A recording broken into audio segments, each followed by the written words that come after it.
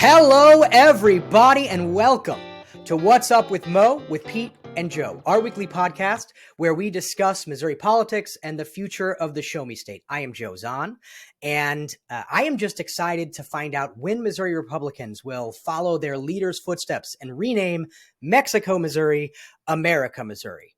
How about you, Pete? I'm here with Pete Meredith. Hey, I'm Peter Meredith, former state representative, and I am just watching with pain what's happening this year already. Just a couple weeks in, both at the national level, but here at the state level, watching the priorities of what's coming out of the House is just honestly sickening. So I'm ready to talk about it, Joe. Yeah, I think we were saying before, like, I feel like I'm looking at the screen and I've got bags under my eyes. We're only a month into the year. The tie is loosened.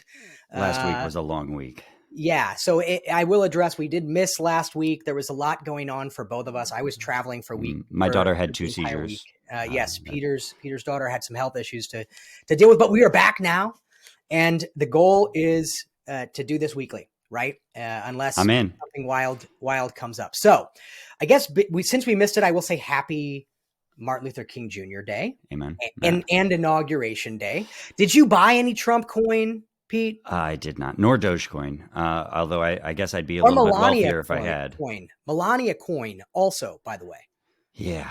Super exciting stuff. If you aren't aware of this, the president of the United States and the first lady launched their own cryptocurrencies. They launched them. Organizations that are owned by Trump basically launched cryptocurrencies. And these are commonly referred to as meme coins, which basically means they have no value. There's nothing that they do. There's no like advancement in the technology to make it correct. Quicker transactions or things that some cryptocurrencies really are about. Yes. There is a portion of the cryptocurrency world where there is significant usage and some real interesting technology. Absolutely. This is not that. This is basically like a digital trading card, but it's like if all of them were the exact same trading card and it was all a JPEG.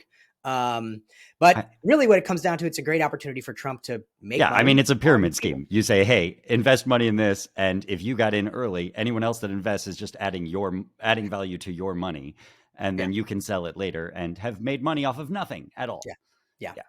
Love it. America. But Joe, I got to say, people miss this. And I posted about this on Facebook, and I was really surprised by how much it resonated. And really, people were like, what? How did this happen? Because, of course, the media, all of us, everyone was talking about like the Musk Nazi salute, right? Which, yes, we should be calling out things like that are emboldening Nazis. And even if they're just attempts to troll us and distract us, which I think is what they are. Yeah. One of the types of things, one of the many things it was distracting us from is that the president of the United States literally launched, in theory, an alternative currency to the United States dollar in order to make money off of a different currency whose value going up sort of technically means the value of the dollar in relation to it went down. That's the president of the United States. Yeah, that's right. And let's also remind people, completely unregulated. Mm-hmm. And there is an ability for anyone from anywhere around the world, Saudi princes, whoever funnel you money your to mind our president, to funnel money directly to our president. But we don't talk. This isn't a national politics show necessarily. No. But sometimes we gotta at least talk about some of this stuff. It all connects. It all does connect. And but we are going to get to some more Missouri stuff. But before we do that, I do want to real quickly, because a lot has happened this week. I want to touch on a couple big things, and then we're going to get to some other Missouri stuff. And then spend most of our time, I think, talking about some of Mike Kehoe's executive orders and some legislation that's been offered on immigration and crime here in the state. So, that's right. But first, TikTok got banned. I don't know if you guys saw that, but it was unbanned 14 hours later. And the only difference you might have noticed is there was a notification right before it was banned that said the U.S. is banning TikTok and we're hoping that Donald Trump will save us. And then by Sunday morning, that was on Saturday, by Sunday morning, there was a notification saying Trump saves TikTok. And now here we are. There's the execution has been stayed for at least what I think like 45 days or something. Yeah, well, and I think or that we all 75 days. Is we that all right? recognize that Trump Yeah. wants to be able to claim the win of having TikTok back on and it being entirely thanks to him. So I don't think it's going to be offline in 45 or 75 days either. Hmm. The reality was this is all that same dog and pony show, and he got to come in and play hero right off the bat, which I mean, it just hurts me that that Democratic elected officials all voted for this ban too, and just fell right into his hands on this. I mean, Yeah. obviously, we all know the ban was first Trump's idea. Back when he was in office, he was pushing to ban it because he didn't like that they were letting grassroots people promote messages that were anti his propaganda, right? And then gradually he saw the opportunity to turn it around and be the hero of TikTok. And in the process, probably get a little more control of the algorithm, like they have of Twitter and everything else. Get control of the algorithm and make very clear to TikTok and all of the social media operators in the world, you better kiss Trump's ass if you want to be able to keep operating here in America. And that right there is terrifying. Yeah, I think that's the thing that scares me the most is that the lesson that they have learned, and that it seems like all of these tech oligarchs Yeah. have learned, which is, you need to do things to please Donald Trump to be able to stay in business, and that's what they very clearly are going to do. But evidenced by the fact that they were all behind him in the row at his inauguration. And I will say one thing though on the TikTok ban, it's that there may well be a legitimate national Right. security issue that we should be aware of and a real Yeah. legitimate reason for this ban. There may well be. But if that is the case, the politicians that voted for it Yeah. have done a piss poor job of explaining it to the American people. And that's the fundamental issue To here. be honest, I don't think they even understand it themselves well enough to explain it. I think that they have been persuaded by national security experts that there is real validity to this.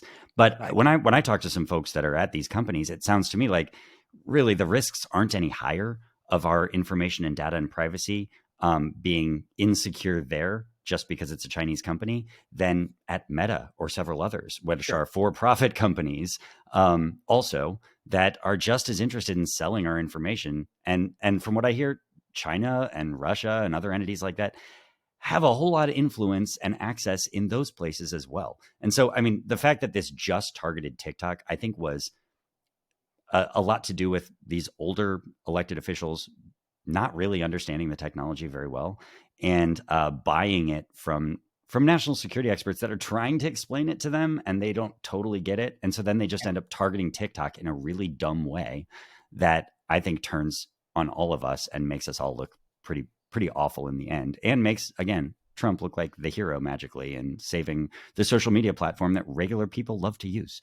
Yeah, and we'll see what happens. I think my money is on the TikTok is not going to go away at this No. point, and it's either they're going to do something creative to uh, Get more control of the service. algorithm Yeah, or or have just Americans make more money off of it. American yeah, billionaires get access to it. and it may have no actual impact on the Risks. security issue risks, but it will make headlines, and that will be enough Yeah, for the agreed. folks that care about it.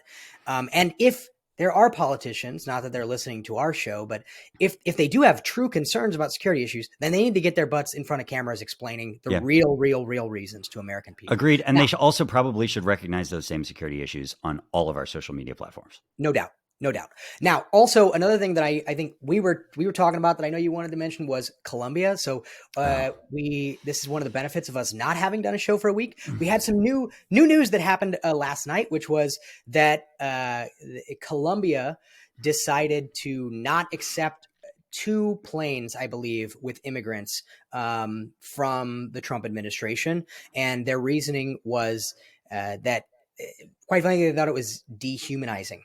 yeah. The way that they sent them, they made them do a perp walk, basically Yeah. coming Oh, and out of even the sending plane, military planes, which are sending more military. expensive than Yes. private jets would have been. I Yep. mean, just all this stuff that was for show to really make a show of look at these criminals we're sending back, where there's no real evidence that they're criminals unless you're just talking about the misdemeanor of not having documentation here.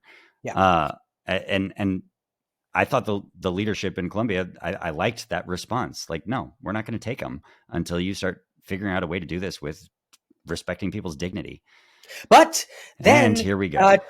Trump said that he was going to tariff Colombia, and I guess the Colombian president has also said that he was going to in turn tariff the United States, and just over the course of a few hours, They back capitulation. down.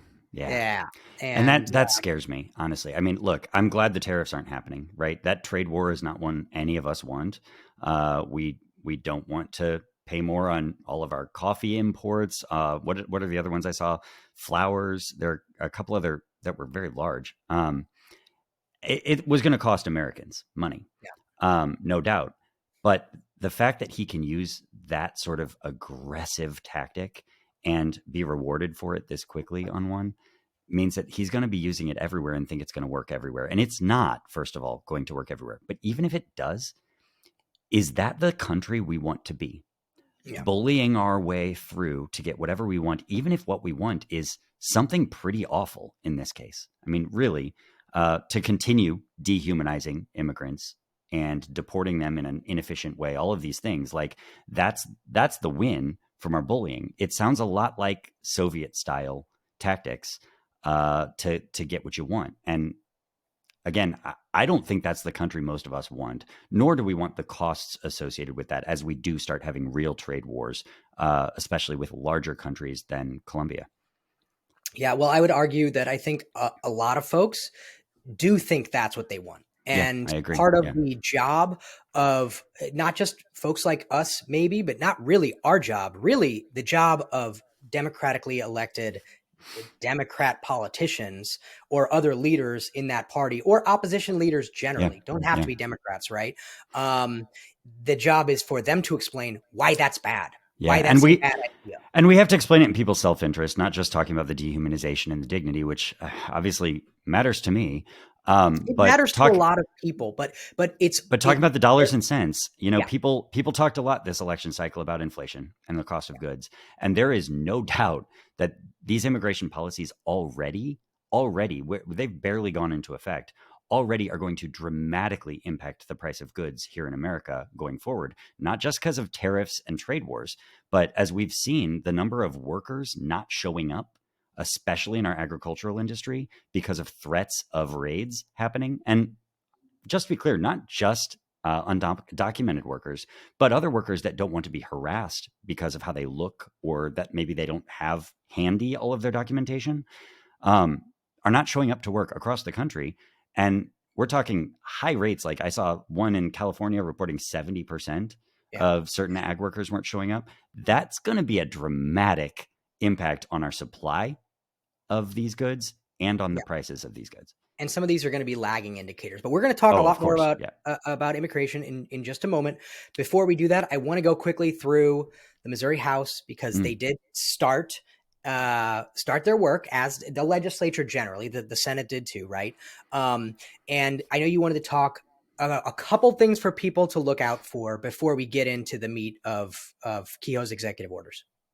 Yeah, well, I just think it's important that we've got some bills that have already gone through the House that are likely to be voted on this week, and not all of them are things that people necessarily heard about. Honestly, I guess most people probably didn't hear about most of them. But we'll talk about the public safety hearing, I think, in a little bit. But there was also like an emerging issues hearing last week that a couple of the bills that went through. One is this ban on DEI anywhere in government, and I'll tell you, when this was first proposed last year, I mean, we had department heads coming to us begging, saying this is going to be catastrophic to our department and the things that we do. Like when they're doing specific health initiatives to try and target communities with higher rates of a certain disease, things like that. There are all these things that fall in the category of DEI. Um, when they have these loose definitions of DEI that they put in these Yeah, bills that are going to be impacted. But they were also saying like, look, even we're struggling with recruiting because we have the lowest paid state workers in the country, of course. And we have seen that in the areas where we have used DEI programs, our retention rates have actually gone up. So this is an important tool to keep people like just happy at work, and it's going to be dramatically impacting us. And it's really all just because they want to keep pushing this narrative that DEI somehow hurts meritocracy when all the research shows that its whole point is actually to improve meritocracy, but a lot of white men in power are afraid because they think, well, I got my power because I was a white man with connections, uh, and they want to Yeah. make sure they get to keep that way in. Now I will say, I mean, I'm going to at least concede that there certainly have been some potential issues with DEI initiatives, whether it be less so, I think, in government but in private industry, but in government too. I think the one example I would come to is like, yes, there are some organizations that have actually had quotas based on race. Yeah. Not a good idea, I don't think. But then there are other things that, for example, just people don't realize, I think, are DEI initiatives. Did you know that in Texas, if you graduate from a public school in Texas within the top 10% of your class, you automatically can get admitted to any Texas college. Okay. We have That some is scholarships with similar metrics here in Missouri. Yeah. right. That is a DEI initiative. Mm-hmm. Okay. That is a DEI initiative. Oh, So are things that benefit being from a rural background. right. If you've got a company or a college that's trying to make sure that they have more representation and access for people that come from areas of the state with less access, being from rural zip codes is part of that DEI. We've talked about that in hearings a lot. Yeah. And we talked about that at length in Yeah. one of our other episodes, but I think, that's important stuff for folks to. Yeah, I keep do in want mind. to add something to that. Last year, or I think it was 2 years ago, I was at a bar one night in Jeff City after a long day of hearings. And I was there with one of the freshman young guy Republicans. And, he was drinking and I think felt like he was in a safe space, white guy to white guy, and started talking to me about the DEI fight that we'd had on the floor that day. And he was like, look, I recognize that white guys have had an advantage, like who we know, the fact that the people hiring look like me. That's great. And I get that's not fair. He goes, but I'm a white guy. Why would I vote against my own interest and my people's interest? When he said my people's interest like that, it struck me like, I think this is what a lot of people believe. They're like, you know what? You can give me all the logic in the world, but I'm a white guy. Why wouldn't I vote for white guys? And it's like, to me, I don't automatically think that another white guy is more my people than anyone else I run into in the street. But I think that tribalistic attitude and that self-interested attitude is what's overriding here. And it scares people because they're afraid they're going to lose the advantages they've had. I'm sure that is a motivator for a significant amount of folks. I will say the caution that I have is, and this is the same general thing that you might hear me say when we finally talk about trans or LGBTQ issues. I think there's an idea of some on the left, let's say, or maybe not on the left, but center left, to cede ground on these issues because it's going to be better and easier politically. Right. But I think it's really important to point out we should be the folks that have a clear mind and eye to say there are some potential things we should talk about with DEI. We can make it better. We can make all these things work better. We can make it better. We can ensure if there actually is discrimination against folks, regardless of their race. If there are things like I said, I don't think that quotas are great. You may not agree, but like those are conversations. Quotas for the sake of quotas are not great. I think those are conversations we can have, though.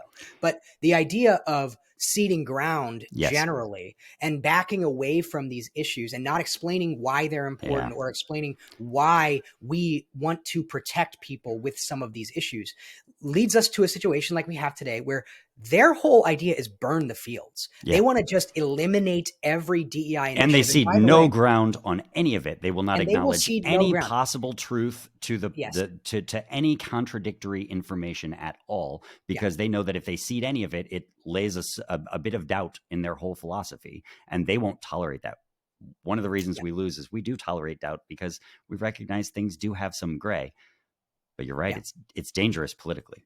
Yeah, I will say the other, getting back to things to watch out for in the legislature. So the Missouri GOP has put together a working group to determine anti-abortion regulation. So they have not given up on overturning or changing Amendment 3. They have a working group together of a bunch of different folks on the right, the Missouri GOP, to find ways to claw back the rights that you gained with the passage of Amendment 3. It looks like the first fight is probably going to be over what viability is going to mean in Right. law. But I also want to make sure that I mention that in Missouri, even though you now have the right to abortion enshrined in the state constitution, you do not necessarily have access to it. It is still Right. impossible in most of the state because the trap laws that they put in place are all still in place. And if you don't know what those are the laws that they created that do things like demanding that a clinic has a certain size of hallway that might not be intuitive for a simple clinic where people go in and do relatively simple procedures, but they require them to have the same level of facilities as a full-on hospital. Yeah.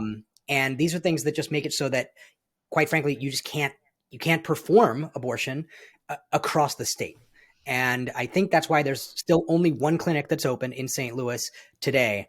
So, just Which was the case before Dobbs as well. I mean, we were down to under 60, I think, elective abortions a year in this state already because of those regulations they put in place. We've proposed bills over the years just to make the point of putting those same regulations like hall restrictions and all these other things on shops that sell guns or on things that sell birth control for men, like condoms and things like that. And it's almost comical to show how ridiculous that is. And then when you realize, no, those are actually all the things that they did put that have no relation to an actual abortion safety or anything like that. Right. That's what they've actually put on abortion. It's very obvious that it is just about obstructing and making it harder for folks to access care. Hey, okay, before you wanted me to talk about the other hearings and I got distracted by one. There was one about religious freedom that got heard, that they call it religious freedom. What they mean is freedom to discriminate against gay people primarily. We have had, and we will have more this week, hearings on tax changes. Of course, they're mostly trying to get rid of the income tax and corporate tax, taxes that are mostly impacting wealthy people. Yeah, we're going to have to talk at length about the Yes. efforts they're making from a tax But also perspective. local taxes, getting rid of property taxes and personal property taxes. I mean, they really want to just make it where there's no way for local governments to raise revenue either, which is going to be a real challenge. We also today have Senate hearings on the immigration bills that I know a lot of folks are going to want to make their voices heard about. We've had that utility stuff we talked about last time on here. That was one of the first things out the gate to try and make more money for our for-profit utility companies, meaning higher rates on all of us. So, I mean, I just want people to understand these are the things that they're making their top priorities going forward here, right out of the gate. So we'll get back to some of those, but I wanted to get those off the table first. Okay, and before we're going to get into the meat of some discussions on immigration and crime, because those are also major focuses right now in the state.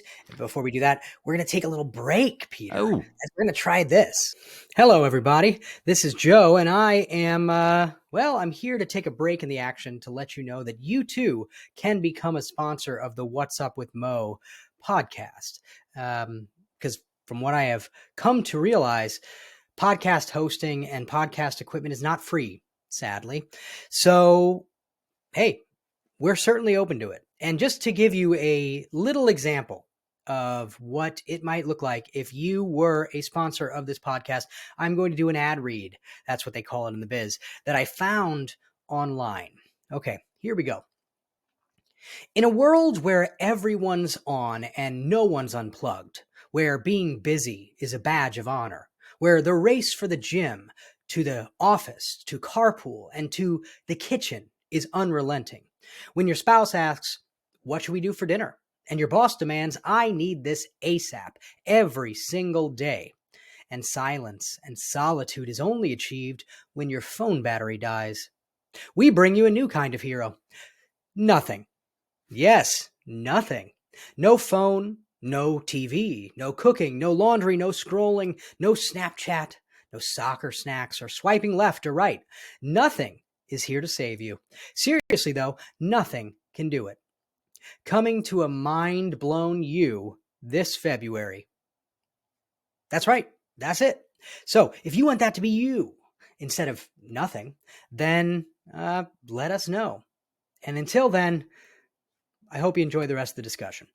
And we're back. Well, that was fun. Yeah. So Mike Kehoe took office as the governor here in Missouri, and he signed 6 executive orders. Basically, they are all around fighting crime and immigration. So first, he's creating a regional team to hunt down folks with outstanding warrants. He's also got 2 that focus on increasing police budgets and pay. There's also some on immigration training for police officers, because I think they're going to become more of an arm of ICE in some ways, it looks like. So it seems. And also requiring immigration status on all arrest reports, as well as a review of the parole system in Missouri. So first of all, what do you think about the focus generally on crime and immigration as the first thing out the gate for Kehoe? First of all, I want to be clear. When we break down most of these things, they are not actually about crime. They're not actually about public safety or reducing crime. And they acknowledge that when we really start pushing back on some of these, when they'll start off by saying, oh, well, look at these crime rates. We're trying to address them. We're trying to make things better. And then you point out the problems with that. And they say, well, it's not actually about crime. It's about making the jobs easier for police, or it's about making sure that police are doing ultimately what Republicans say. And I think that right there is what most of this is about. And even when they talk about increasing pay for police officers, that may be a real conversation that needs to happen. We've got, just like all of our state workers, police are probably underpaid and understaffed as well. But they aren't willing to actually provide the money to do that. Just like teachers, they'll raise pay of teachers, but they don't actually give money to the schools and local districts to pay those teachers more money. Here, they'll say, Kansas City, St. Louis, you have to pay your police more. That's right. And they will say, even though it's already over half your budget, you have to spend more on police and not on these other things that you believe prevent crime up front or make people healthier or, clean up trash and roads or whatever it else that St. Louis needs to do or Kansas City needs to do. You have to do it, an unfunded mandate that St. Louis and you guys have to pay, but we're going to act like we did it. Because we're the state and we said you had to. Well, that's not actually solving anything. It's not actually helping anything. It is putting on a show that they are about tough on crime, law and order. It's some of the same show that they're doing with immigration. They had all those hearings last year on immigration that they did throughout the election year across the state, where they had hearings about immigration. And they were trying to make it about, look at all this crime associated with immigration. But at each of these hearings, the folks that came to testify were like, well, actually, the primary problem of crime with immigration is the crime being inflicted against immigrants because they are vulnerable and have less ability to enforce their rights. So That's actually, right. they're not the criminals very often. We might get the occasional story that they get to highlight, but the statistics don't show that they're any more likely. If anything, they're less likely to commit crimes because they don't want to be found out as undocumented. So I want to highlight an example of that exact thing. So a show does have impact because certainly it impacts the way people think and the way that they interact with their neighbors. A Pike County man has been charged with impersonating immigration officials. He attacked a neighbor that he thought was illegal. He assaulted her and demanded that she provide proof of citizenship to him. And so that is here in Missouri. I imagine there's probably going to be more things coming. But I also want to point out that not just that, I also just heard this past week that a Mississippi lawmaker has basically copied David Gregory's bill to create bounty hunters and do $1,000 reward to go after undocumented immigrants in the state. So, and that bill's going to have a hearing today, just to be clear. That's right. But also, and all these things are connected, right? Is that yes. Is that how you feel? That's how I feel. It is. Well, and I got to say, like, when you're talking about this bounty hunter concept that they're trying to push now, they're actually trying to empower and embolden more people like this Pike County guy to make choices like that, to go after people themselves and think that they are authorized by the state to do that, to help, that they're helping in the process. But then you've got the pardoning of January 6th rioters, for example, or the treating of Kyle Rittenhouse as a hero by the right in media.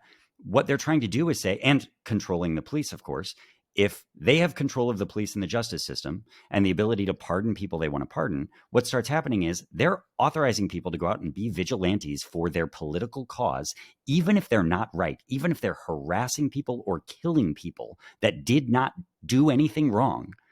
And then they're going to make them free from all consequences for that, maybe even lifted up as heroes in the process.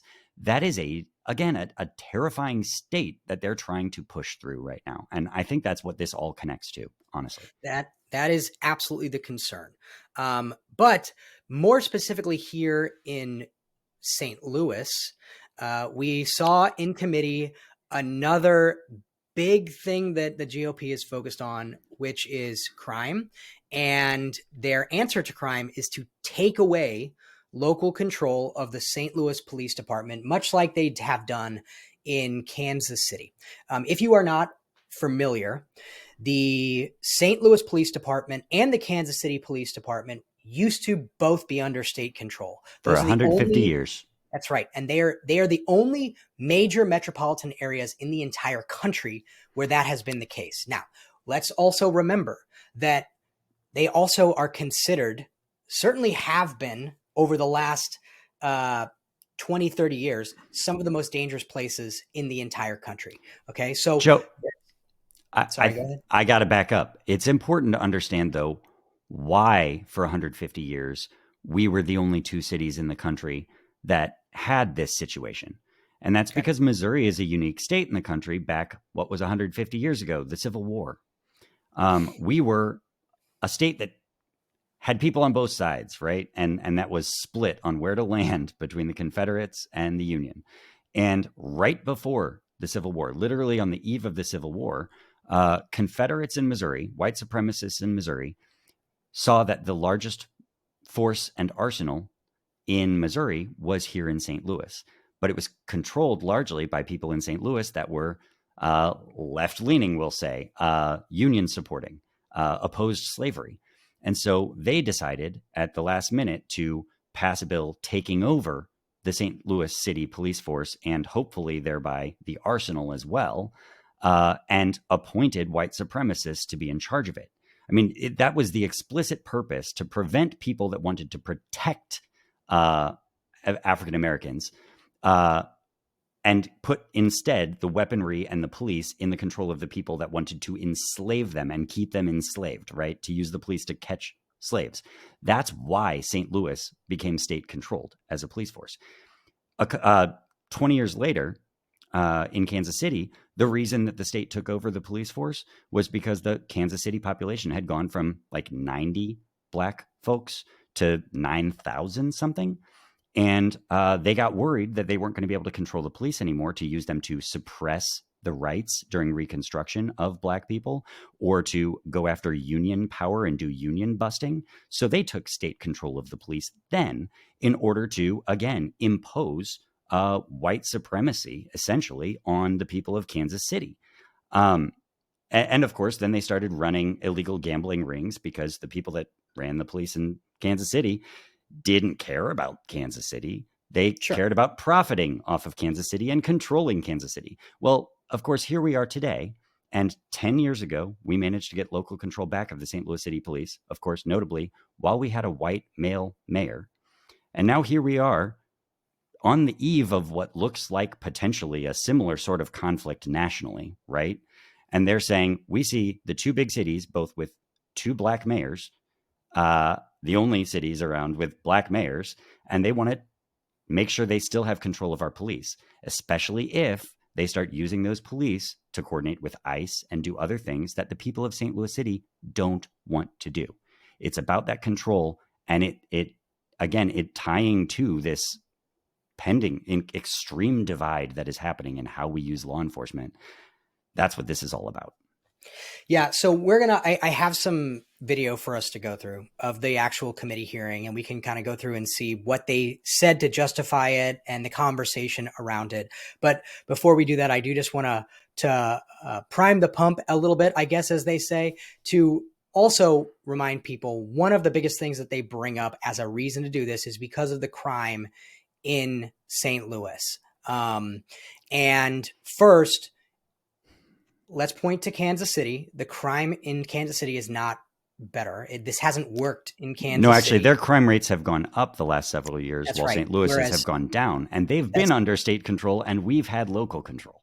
that's exactly the point. I Right. think, you mentioned it's like 12 years ago, St. Louis got their local control back. Well, at least over the last a few years, every year that Mayor Tashara Jones has been mayor, we have seen a drop in crime. And in fact, homicides, for example, last year dropped to the lowest number in 10 years. Mm-hmm. Now, to be fair and balanced, nationally, violent crime has also dropped. And in some areas, that drop has been greater than in St. Louis. And even though homicides have dropped, the number of shootings last year did increase Mm-hmm. slightly. But again, overall violent crime was down. Significantly. Yeah. Fact remains, crime in St. Louis is down, and that is a trend. Mm-hmm. But that's not compelling to the Missouri GOP, and we're gonna look at why. So let me start this, and like I said before, let me know if you want to stop. I got a couple areas for us to talk through. Thanks. First, it's so much I want to tackle what you said. First, you said under local control, these were the bloodiest years.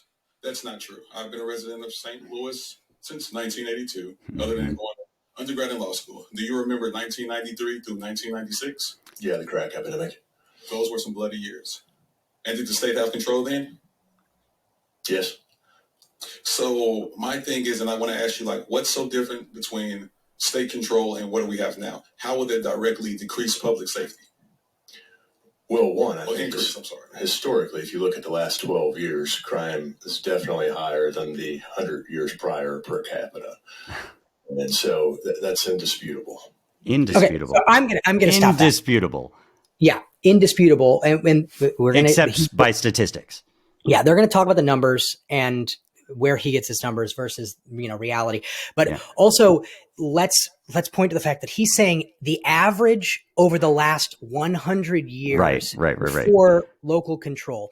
When come on, that's got to be the most dishonest way to look at statistics for something like this. And to Representative Anderson, that was Marlon Anderson, great guy from St. Louis City, that was asking the questions there.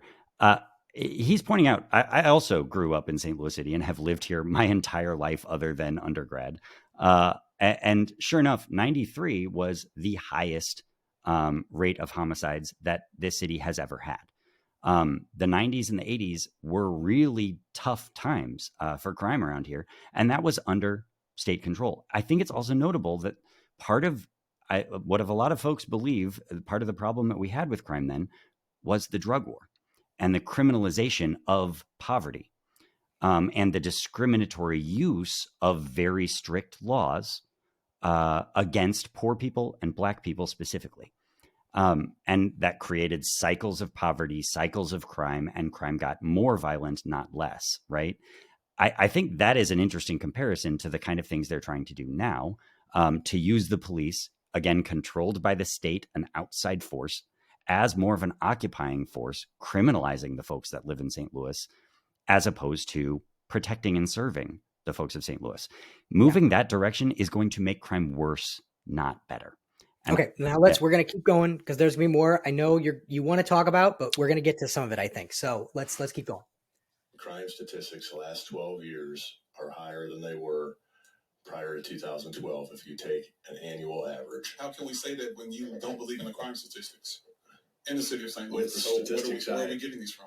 I would love better crime statistics. There's a few bills out there to try to resolve the crime statistic issue, but with the statistics I have. So just stopping real quick so people understand, one of the big arguments with the Missouri GOP is that they don't believe the crime data that's coming out from the FBI, from all of the normal sources that are used to identify. Including the St. Louis Metropolitan Police Department's own crime statistics. That's right. And they're saying it's those police that want to go to state control, but they don't trust their statistics. Yeah, but they're going to get to this. Available, it's undisputable. So you Undisputable. So where do you get your statistics from? Because I want to get them from where you got Right. them from, because you don't believe what the prosecutor says, what the FBI says, what the Department of Justice says. So where do you get your statistics from? I get them from a variety of sources. But you believe those? Name one. What's the authority where you get them from? I just want to know that. Yeah, because you're saying all these statistics, but you don't believe the ones that this administration, I'm assuming, the police department has them. They used to be the gold standard in issuing these crime data, and that shifted a few years ago. They just put out their crime data. KSDK asked them for that crime data, and they wanted to charge them $14,000 to get the crime data through Sunshine request. For the state to get upset about that is so ironic. Robust discussion about crime data. But again, I think we're missing the point. This was never a crime plan. Okay, we're going to get into that. This was never a crime plan. That's right. So, but first, I just want to point out, right, like he doesn't name where he's getting his data from. No, in fact, the only one he does name, again, is the police departments, which he then says, but those aren't right. We can't actually trust those because you're right. Those say the same thing that you, a resident and representative of St. Louis City, are saying, and that crime is going down. And I think we're going to get to it, but I think what you're going to find later is that really it's all anecdotal. He's talked to cops. Right. He's talked to people who don't feel safe in the city. So it's all anecdotal. But which is a legitimate feeling for people to have. Like there's no question. There is too much crime. Folks feel unsafe. And if you've been a victim of serious crime, you feel especially unsafe. And no statistics are going to change that, how you feel. But we still, as policymakers, have to be looking at actual data. Yeah. But the point, Joe, is what he just said. It's not actually a crime bill. Yeah. So I'm going to rewind this just slightly. About crime data. But again, I think we're missing the point. This was never a crime plan. Yeah. Okay. I don't think this is going to be the silver bullet that turns St. Louis into the safest place in America. What this is about is taking politics out of policing and creating a foundation of a police department that's been completely decimated. So it's not going to change it overnight, but it's the start of, again, building a foundation. You mentioned earlier. Okay. Yeah, so, obviously, I have a feeling you want to talk about that. Yeah. But obviously, it's not about crime. It's about a bunch of other stuff that isn't First of all, I'll get back to taking politics out of policing. But he also just said the crumbling foundation of policing that has happened now. What blows my mind here is later in this hearing, they talk to the police chief and they praise him like crazy about how great a job he's done since he came in, how they're doing a good job. The police are running well. The police union head who is pushing for this bill says, yeah, actually things are going really well right now. We have all these things happening. We've gotten these pay raises, et cetera. We're just worried about what happens if there's a different mayor. What happens after this mayor? Well, okay. Every time they make a new argument, they then completely deny that argument. Just like that. Like, yes, it's about undermining or this destroyed utterly foundation of the police force. And then 10 minutes later, they say, except actually the police force is doing great. It's all a lie. So okay, wait, politics out of policing, right? Yeah. Because we're gonna. I want you to talk about that. We're gonna get to a clip where we're gonna talk about it. Okay, so all right. I'll wait. Just a hair. That this part of this was to take the politics out of it.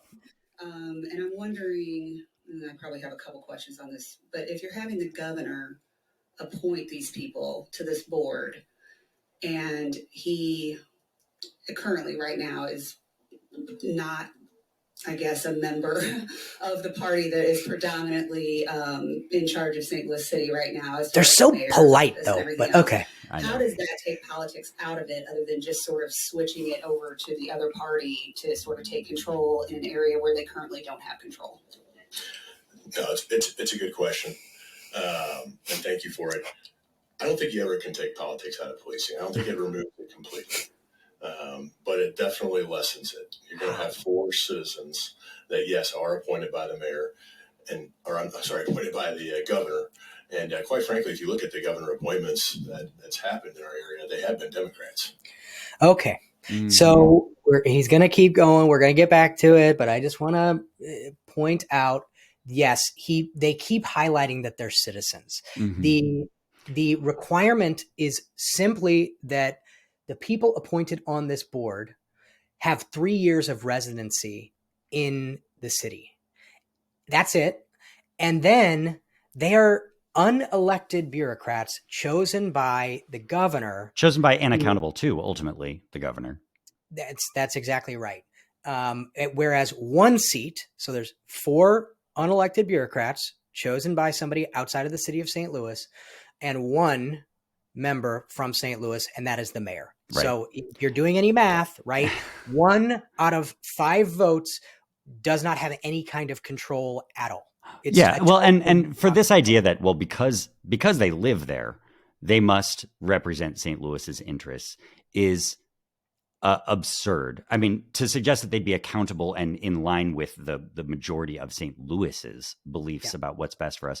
I just want to imagine if we were to go into a rural county in Missouri when Democrats have control of the state government and said, we're going to replace your police force and your schools, by the way, that's a separate topic, but with people that we appoint and we get to pick, but don't worry, they're going to live there. And we go find what they consider to be the most woke, liberal leftist that lives in their community. I'm just exaggerating, of course, to a point there. Does that count as us giving them local control? Would they believe that then? Yeah. Or would they say, no. We need to at least have a say over who those people are, right? Yeah. Because there are lots of different people in St. Louis with lots of different beliefs. And just because they're from here doesn't mean they're in line with the views of the community. No doubt. And I want to get back to this because we have a small amount of time. So let's keep going. Gabe Gore, Oh, actually, one last question, just to make sure that I understand. So he says that that Parson, at least, did put a Democrat in as the lead prosecutor in the city of St. Louis. But can you just explain to me how he knows they're Democrats? Because I think that's a fair question. I think there are a lot of folks in St. Louis that, especially for the last 30 years, everybody runs as a Democrat if they're going to run for office in St. Louis. So there's a wide range of what Democrat means. These would be citizens, though, Pete. So they wouldn't be running. So they wouldn't have to declare party affiliation, right? But I was going to say, even Gabe Gore, like in most of our elections in St. Louis now are now nonpartisan elections too. So even our elected officials in most of our offices don't have to declare a party at all. So is it really just now he's going to go and ask them their party label before he decides whether to appoint them? Because I don't think that's what's happening here. And is it realistic if they get appointed by the governor and then they just say they're Democrats to appease? Like, what actual evidence do we have? You know what I mean? So I just don't understand why this is supposed to. No, that doesn't make me feel any better. I'll tell you that. Yeah. Okay. Anyway. I'm with Melissa Price Smith. So I think it's the way, again, to give citizen control of the department and get politics the least involved as possible in policing. The last thing I want to see is another incident where defunding the police is cool again, and this happens again because it's completely decimated the city for the last 6-7 years. We're still recovering from it. Why do you think the governor would appoint somebody better to sort of govern over the city of St. Louis other than people that the city of St. Louis elected themselves? Well, the board makeup is one. The mayor will be on the board. Yeah. The governor picks an appointee, and there's a new structure to this board. And then there's a panel of 6 the governor picks from that are put up by the POA, ESOP, and the mayor on this panel. So we're going to touch on that real quick just because so people understand what he's talking about is that is 2 police unions and the mayor. And in this legislation, the governor is under no obligation to choose any of the mayor's selections. Or one of the 2 police unions.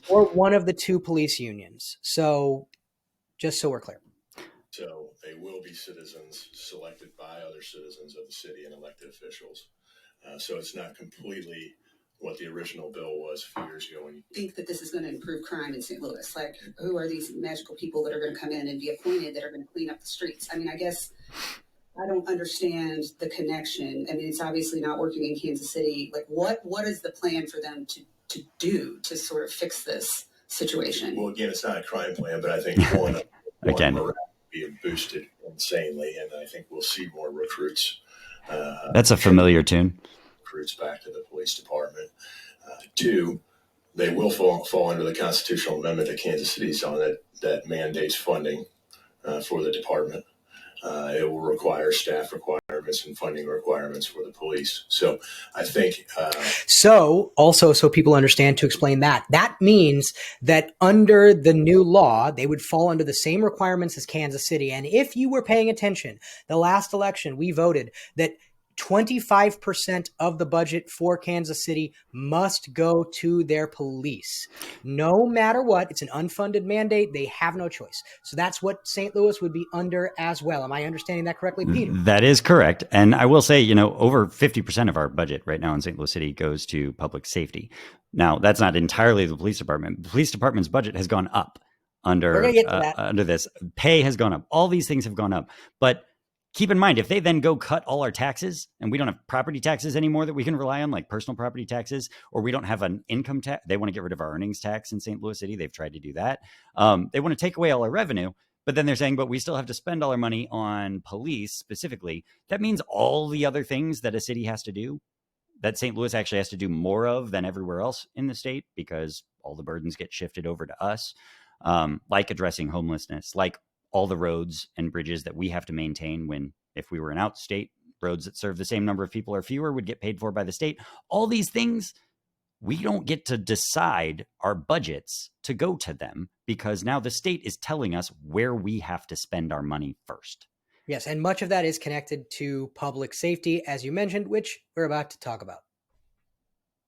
Again, it's not a crime plan, but it will build a stronger foundation for this police department. I just got to say, though, the number of times he has said it's not a crime plan, when his entire introduction of the bill and the way that they lead the bill every time is, look at how bad crime is in St. Louis. We have to do something about it. And this bill is how we're going to do it. He said it's going to be a model public safety bill for the rest of the country. But it's not about crime. Right. Now, I am going to, because you just missed the very beginning of it. Sorry. So we talked about public safety. This rep, whose name I can't remember now, you probably know, who is also from, she may be from Kansas. Is it Lakeisha Bosley about to talk? No, it's not Lakeisha. We'll but see. She says your definition of public safety happens to be different than my definition. I think that's and Kimberly our Ann definition Collins. In the city. Different from our definition of public safety, and how we view things in our life and perspectives is totally different from how you may view things. And so there has been intentional investment with, of course, transportation and infrastructure, just recently 40 mil through RAMS, through the RAMS funded bill, housing and business development, which we all view these things as public safety. You have total investment in North City, St. Louis, and parts of South City, St. Louis, and the southeastern portion of the city of St. Louis that have been neglected years before this mayor and this administration even took this office. So I would be remiss if I didn't say that there was some intentional strides to reduce violence. Recently, our mayor rolled out some facts. You may not believe them. I do. I live in the city of St. Louis, born and raised 1992. And homicides have reduced by 50% versus the numbers of last year. I also believe that there have been intentional investments in ARPA funds to support community youth and community-based violence intervention programs. And sorry, just really quick, you can't fake homicide numbers. Right. They're like, you can't fake the dead people. So just so we're clear. In the city of St. Louis. So when you say that there is no effort to support public safety in our city, it absolutely is. Public safety is public health, and public health is in everything that we do. So we live, eat, breathe public safety and public health. Sometimes it doesn't feel like we're able to feel it and see it, but I mean, the numbers are going down and you don't want to believe it. There are arguments over who chooses what statistics to believe and which statistics not to believe. There are comments as far as definitions of public safety. But speaking is just a... This is a Republican, by the way, who doesn't live in St. Louis. Not looked up. Because none of them do. Someone who doesn't care to take time to define public safety. I will tell you this. This bill aims to fix the status quo. And the status quo is pretty simple. We don't need to know statistics to know if we feel safe or not. Oh, God. We don't need to argue about the definition of public safety to know if we feel safe or not. We that don't live in St. Louis City. We need to know the definition of public safety to see that businesses are no longer coming to our city. Not Businesses true. are leaving our city. People are leaving our city. I don't live in St. Louis, but I can tell you the perspective from, well, you may shrug at that, but here's the thing. St. Louis has a pretty good reputation around the state. The reputation is don't go there. Crime is terrible. That's fact. It's actually not a fact. It's vibe. It's just all vibes. Well, he said it's a fact that that's the reputation. And okay, sure. Fine. Right. Fine. Yeah. But that's the point. None of this is actually rooted in actual facts. Right. It's just vibes. It's just, but I also want to stress, Joe, like this guy, and they talk about this a lot. They're talking about businesses leaving St. Louis City. They're talking about people leaving St. Louis City. And there is some truth to that, right? No doubt. Now, right now, I can also point to a whole lot of businesses and people that have come to St. Louis. But what I'm getting annoyed most by here is these guys represent rural Missouri. Right. And 44 rural counties in this state, they've not only lost population in the last decade, they have actually had negative economic growth compared to the rest of the state, which has had positive economic growth as a whole, thanks largely to our cities that are economic engines. We keep growing. And guess what? Where they represent, their counties are actually shrinking. People are actually leaving them, and they're getting left behind. And yet they're saying that that's the reason they're going to come take over St. Louis City because what? The counties that they're running are doing so well, but they're not trying to take over those counties, right? Like, yeah, I think I have a sneaking suspicion it may be because, and it might be evidenced later, is that they actually want to move to St. Louis. They just don't want it to be Blue City. You're going to talk about Senator? The bill aims to fix that. Now, people in opposition of this bill, I will just tell you, the status quo isn't working. If people are leaving, if businesses are leaving, and people do not feel safe there, and people do not want to go there, the status quo is not good. This bill aims to fix the status quo. I like this bill, and I'm appreciative of Representative Chris for bringing this forward. So thank you, Mr. Chairman. Chris, we talked about an amendment where basically if we go into state control, the mayor can still pick their police chief, and you were opposed to that, correct? Correct. But we will still be under state control, and that will boost morale, and officers will come in. But why are you opposed to not letting the mayor still keep the opportunity to pick their own police chief? Well, that's the whole intention of the board is to pick the chief of police of their department to run their department. I mean, you're taking away one of the number one authorities that the board has is to pick the police chief. That's fair. I have to do this really quick. I don't want to cut you off. You know you're my buddy, my man. And also, we were just in Ballpark Village this fall. Did you feel safe? I did. Thank you. And also, you said people are not moving to the city of St. Louis. We have a senator from Jefferson County who just purchased a $1.8 million house to reside in the city of St. Louis. Thank you, gentlemen. People right in the Central West End. But then you said, and then he said as well, that, oh, well, this isn't a public safety bill. This isn't going to solve. Okay, so before we get into this is now the leader of one of the police unions who came to talk about the bill. Who loves the police chief, by the way. And they keep saying, all of them say the police chief is great. But the whole point of this bill is supposedly, as he just said, to make it that the mayor can't appoint the police chief, even though they love the police chief that the mayor appointed. Yeah. And so I wanted to include this because this briefly is going to touch on the other reason that they cited for this bill, which is to improve morale. Okay. Safety issue. So, and is what you're saying, and I guess what I'm hearing is that it will bring more police. We'll want more police. We'll recruit them more. We'll bring them more here. And I guess my question is, what evidence do we have that is going to happen? Like, is that happened in Kansas City? Have they been able to recruit more police officers?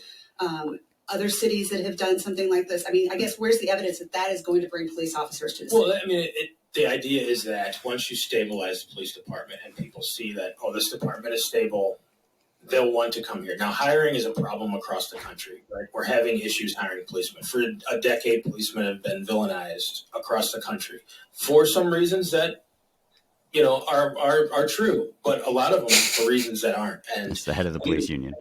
Policemen do wrong things, but the beating that my profession has taken over a decade we've lost. What a word to use.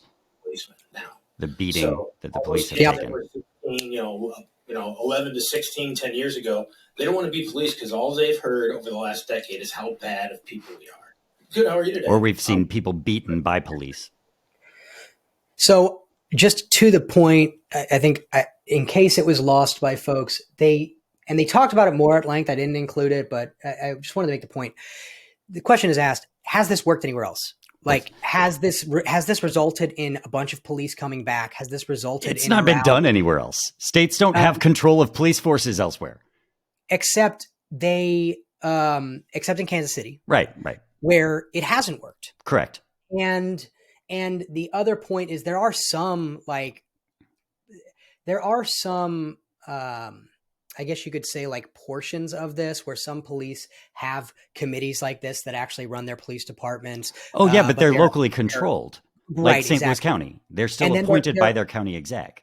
Yes, exactly. And then there are also some very small communities where the police department is run or controlled by the state across the country. But again, very small. But that's because they don't choose to have the resources to support their own police force. I mean, that's a local decision to do that. But again, the overarching point is right. No matter what way you look at it, no matter how you slice it, what they're trying to do hasn't worked anywhere. No. So, and honestly, this argument about it's going to suddenly bring more police officers, it's the same argument they used a few years ago when they pushed the bill as their big priority to make it where the police in St. Louis City no longer had to live in St. Louis City to be police officers here. And we fought this and said, like, no, we think it's important that if you're policing here, you are actually a resident here. Otherwise, we start having a risk of an occupying force. People that don't live here policing our community rather than people from our community protecting and serving our community. Right now, don't get me wrong. There can be great police officers that are coming in to do that. Sure. But they said that's going to fix our recruiting problem. That's going to fix our vacancies. Well, obviously it hasn't, or we wouldn't be here with them making the same claim on this bill, because our vacancies have not improved. Our recruiting has not gone up just because we could bring people in. It just means now we have fewer police that live here.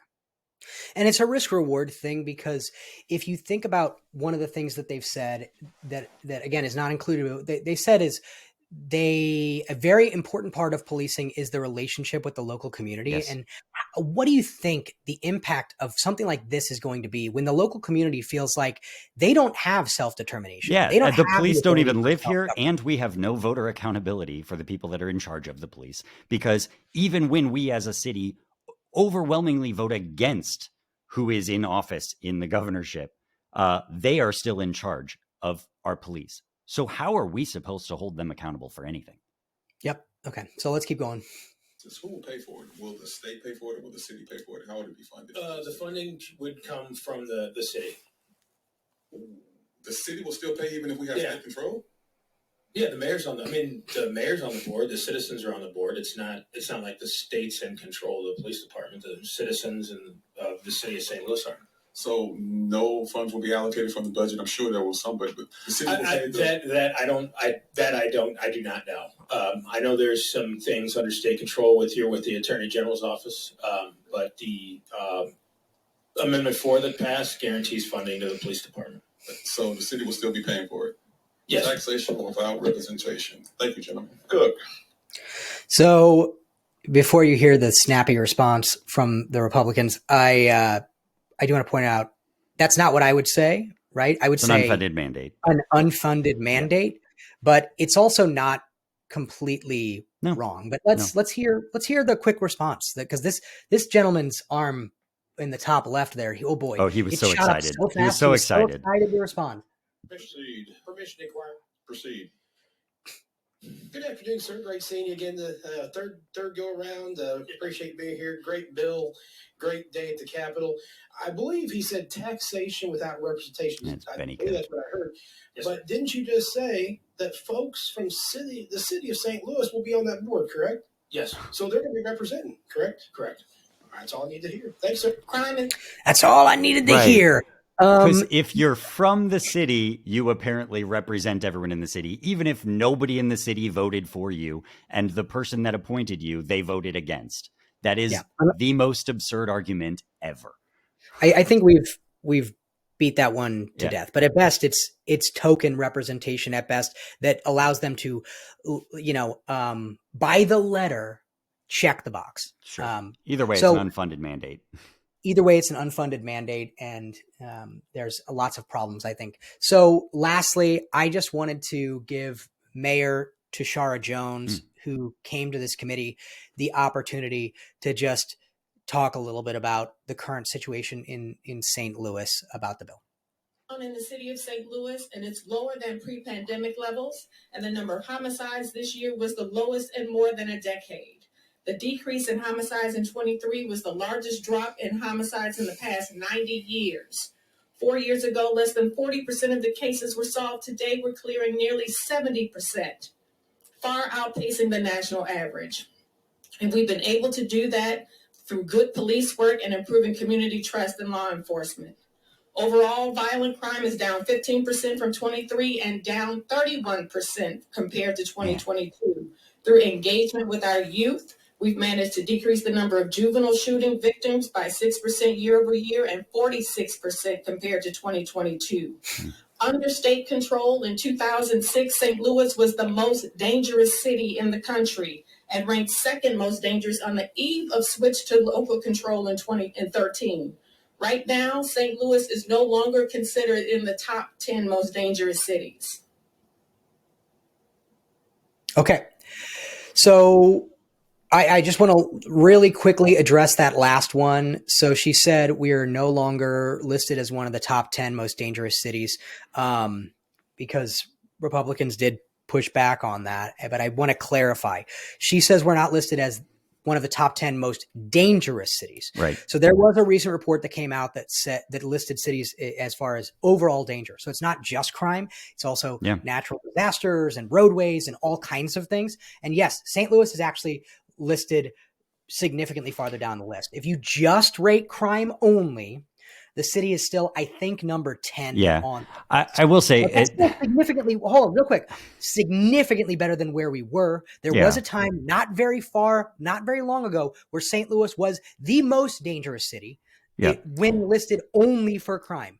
So to go from number 1 down to 10, like the progress is there. Why are we trying to mess with a good trajectory that we've been on? It's also important just to, I don't think it's important to focus too much on that ranking because we're being compared against cities with very different situations. And our geographic divide between the city and the county is really unique in this country. And it does make it where our statistics aren't totally fair for the city because we are a city that serves a much bigger metropolitan area. And if you go by our whole metropolitan area, our stats look a lot more like most other cities.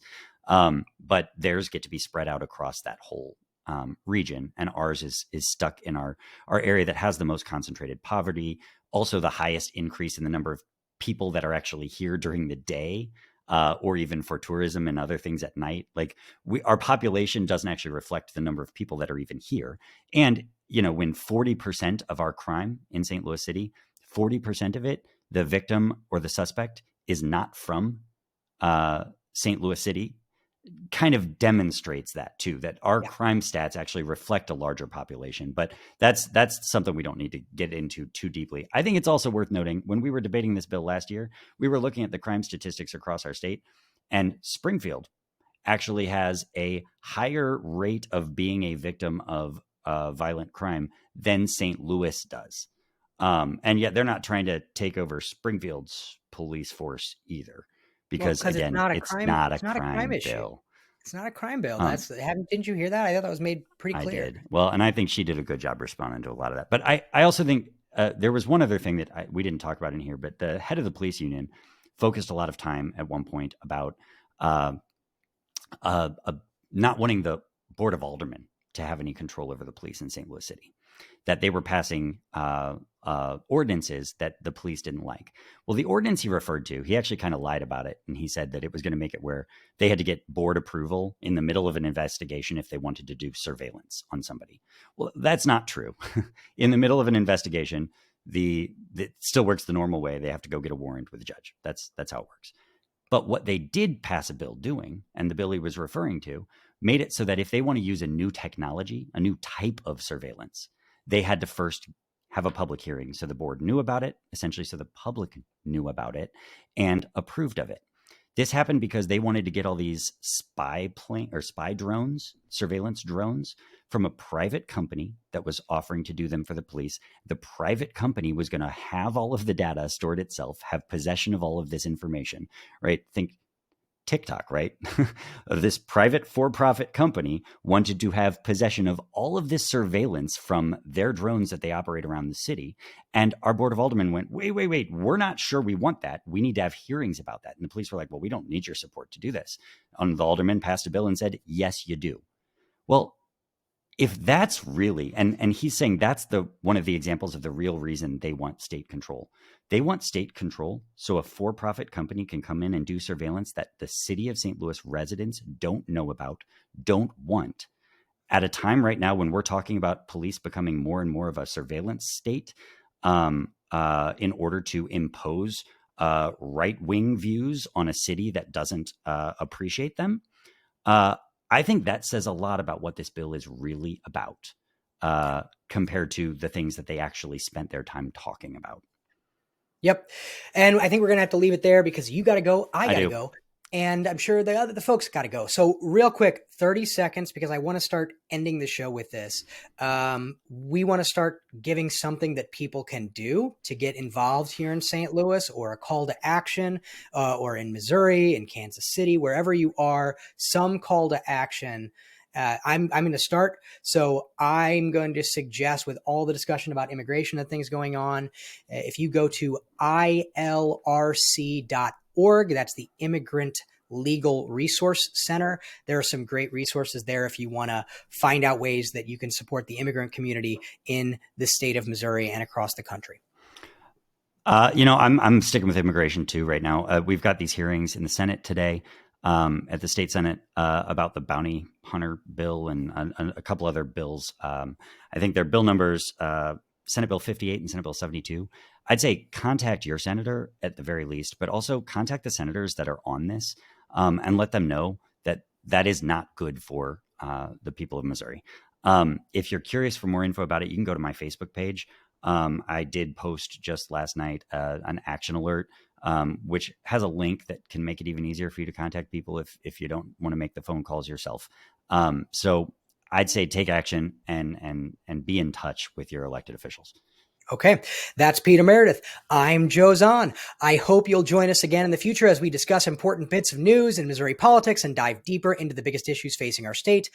If you have thoughts on any topics we should cover, if you want to see us discuss other things in the future, leave us a comment, send us a note on all the major social media platforms you can find us. Just search for either Pete Meredith or Joe Zahn or What's Up with Mo podcast. Subscribe, follow, share all the things, and thank you for spending a little time with us today. We'll see y'all next week.